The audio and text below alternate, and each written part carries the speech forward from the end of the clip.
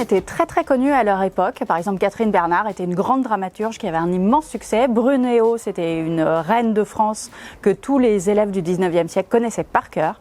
Elles ont été toutes effacées de notre histoire et dans les livres d'histoire de nos jours, les élèves ne les rencontrent jamais. Elles ont été effacées par plusieurs mécanismes. Il y a de la malveillance très concrète, à savoir que quand par exemple les femmes artistes, on a commencé à faire des anthologies, on s'est dit ouais, mais en fait les femmes, non, ce qu'elles font c'est moins bien, puis souvent elles n'ont pas écrit toutes seules, ou pas sculpté toutes seules, ou pas peint toutes seules. Donc on les a effacées vraiment délibérément.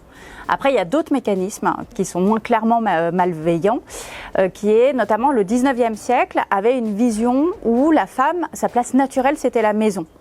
Et donc on s'est dit, puisque sa place naturelle, ça veut dire qu'elle y a toujours été. Et quand on a découvert par exemple la préhistoire, les historiens se sont dit, forcément les gens à cette époque devaient vivre comme nous, c'est-à-dire que les femmes restaient dans la grotte à s'occuper des enfants. Et c'est un peu une vision qu'ils ont projetée ensuite aussi sur le Moyen-Âge en se disant, en fait au Moyen-Âge, oui, elles ne devaient pas avoir le droit de faire grand-chose. Et nous, on est les descendants de ça, c'est-à-dire qu'on pense toujours qu'on va vers le progrès pour ce qui concerne les femmes, qu'on va vers un mieux et que chaque période, on gagne un peu de droits. Et en travaillant sur l'histoire des femmes, je me suis rendu compte que c'était faux et qu'il y a des périodes de l'histoire de France où les femmes ont perdu des droits et perdu en liberté et d'autres périodes où elles en ont gagné. Alors par exemple au Moyen-Âge, on peut imaginer, quand on dit moyenâgeux, c'est toujours un peu sombre, ténébreux. Pour les femmes, c'était plutôt une bonne période le Moyen-Âge. Elles étaient partout, elles pouvaient faire à peu près tous les métiers. On les trouve comme sur les chantiers pour bâtir les cathédrales, on les trouve comme troubadours. Et puis au moment de la Renaissance, il y a ce qu'on a appelé, ce que les historiennes appellent le grand renfermement.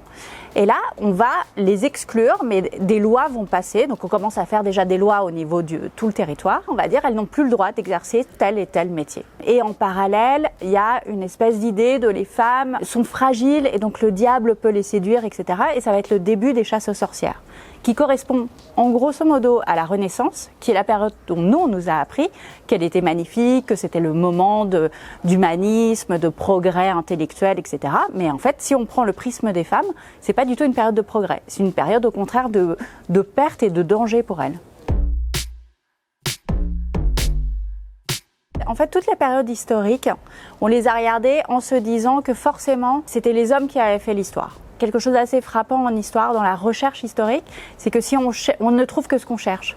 Et donc pendant longtemps, on n'a pas cherché les femmes puisqu'on postulait qu'elles n'avaient rien fait. Et quand les historiennes des années 1970 féministes ont commencé à se lancer dans la recherche, elles se sont dit, mais tiens, on va quand même vérifier. Elles sont allées chercher les femmes dans les sources. Et elles les ont trouvées.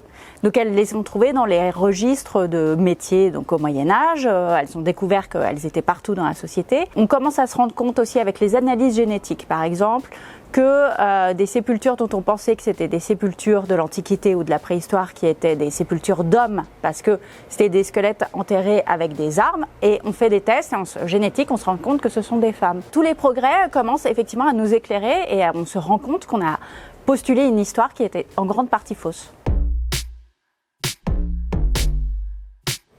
On est dans une situation un peu ambivalente, un peu complexe parce qu'on sent qu'il se passe plein de choses et que voilà que ça bouge.